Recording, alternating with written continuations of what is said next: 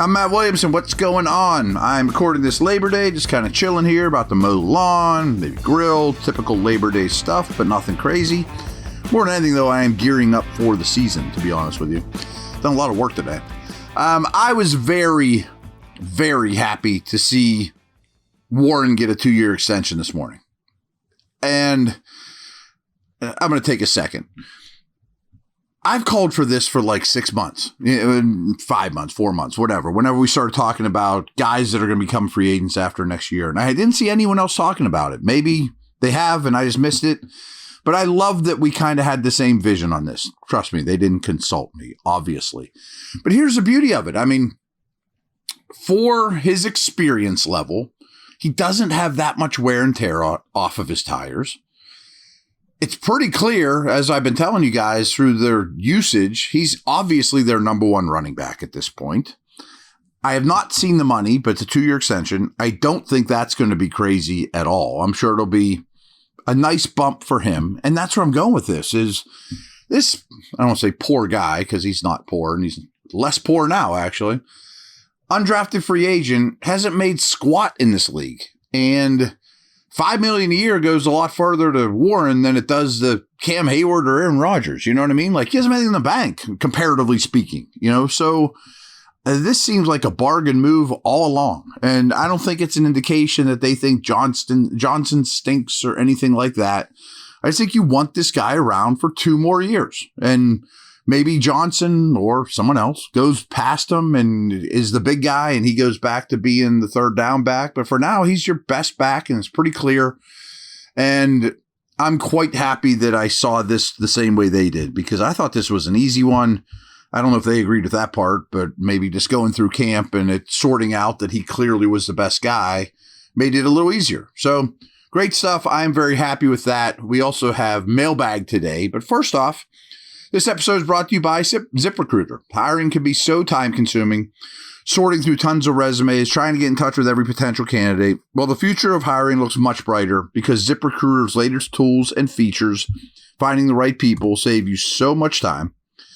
And now you can try ZipRecruiter for free at ZipRecruiter.com/audio. Over 320,000 new resumes are added to ZipRecruiter monthly.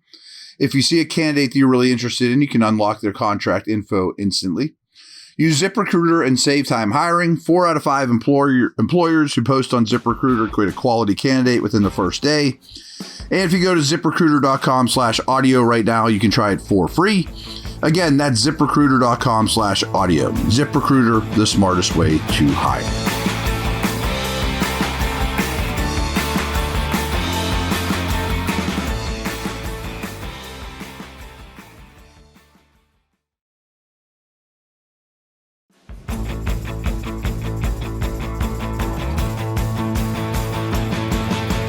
My man Joseph Maskery asks, do you think Jonnu Smith is underrated in fantasy football this year?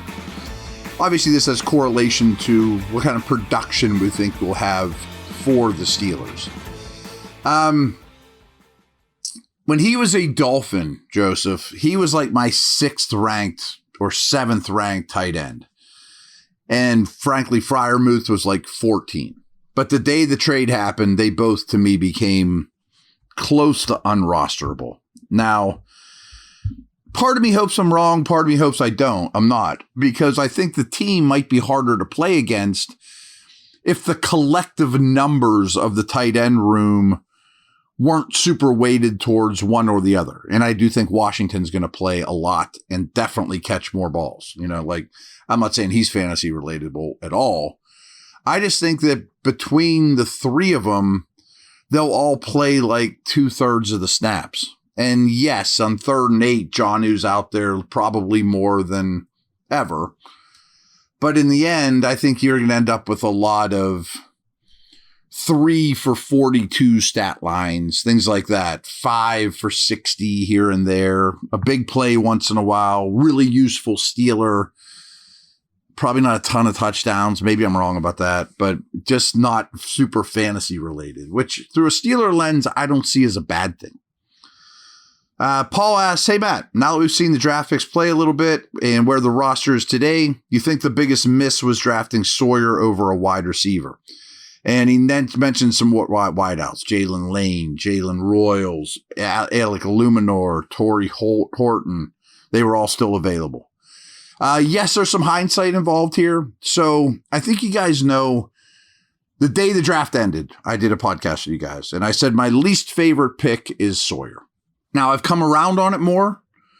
I understand it more that they want a big body to complement Herbig and stuff the run and beat the Ravens. And frankly, I thought Sawyer would still, I thought it was funny that people thought he was a top 50 type pick. I don't see that at all. I still watch him and see a below average athlete, does not corner particularly well, but he'll probably last in the league and be a banger and be fine. But to answer your question, I would say yes. I mean, would you rather have kept Liao for that job? Again, hindsight, and gotten Torrey Horton, who's really exciting, or Illuminor, I think the answer is yes. I would trade him for one of those receivers, knowing what I know now. No question. John Phillips asks, which part of the defense needs to be dominant for the defense to be successful? Seems like either the D-line or the secondary. Yes, this thing is structured for the D-line to be the engine. And I think they have the best 1-versus-1 beaters in the league. Like if you go listen to yesterday's podcast, I don't think the staff, the coaching staff, has done much to put these guys in a lot of advantageous situations. It's a lot of just go win your battles, and it works with the defensive front. They haven't had to some degree. But now I think the secondary, presumably improving, allows the defense just to get home 1/2 tick a second later. You know what I mean? Safety and linebacker, off the ball linebacker, I'm not particularly worried about either spot, but if they can get league average play from the middle of the field at those positions, I think this defense has a chance to be really, really good. Paul M. asks, Matt, who will the starting D-line look like? I think he's talking about for the Jets game. Hayward, Benton, and question mark. Well, does Hayward say he's playing? I mean, that story seems to go away. I assume he is, but I don't want to play him a ton of snaps. He hasn't done anything. I mean, I don't want him to be an 85% snap guy. Hasn't come out yet, but Chris mentioned, the injury report hasn't come out yet, but Benton's dealing with some kind of upper body injury. I'm assuming as on Labor Day that he's going to play, but I don't know that. But I think the short answer is, there's two answers. The short answer is Y.A. Black will be a starter to me. I think there's a real good chance of that. And when you're talking about who's your 3 defensive line starters. But we also know a 4-man front is where most of the time is spent. I would assume that'll be Hayward and Benton. But that's a lot of tax on both those guys in terms of week 1 haven't played close to a full game. Cam hasn't played at all. So I think you're going to go pretty deep, real deep, into that defensive line rotation. And that's why they kept 8 of them on the roster.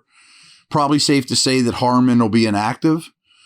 But could they keep as many as 7 on the available for that game and just keep rotating them in an early season game where no one's really in particularly tip-top NFL shape yet? That to me is one of my biggest concerns with the entire game, to be honest with you, is Jets are going to run. And if the Steelers don't put up a lot of points and it's 14-13 and your D-line's wearing out, stopping the run, snap after snap, that's a concern to me. This is a really good question too. Back to Warren, bring it full circle and wrap this thing up. But Ryan Madison asks, Matt, can you give us any insight on what the Steelers will do in short yardage? No quarterback sneak option and Warren with little experience in that role. What do you see the plan on 3rd and 4th and 1? I'm going to say Johnson. I know it's not Gainwell. I mean, that much I know for sure. I don't have any real thoughts of Johnson versus Warren. Johnson's heavier. Warren's bigger than you think, though. That's a great question. I'm open to ideas. I mean, yeah, I can bring in extra linemen and Darnell Washington and tight ends galore. But who's touching the ball as your short yardage back? I'm going to say Johnson, but I don't feel super confident about that right this second. I mean, I also haven't been to practice since training camp, so maybe someone there would be like, well, in short yardage goal line, he looks like he's going to be the guy. Maybe. And I'm not so sure Warren can't do it. He has power. He's hard to tackle.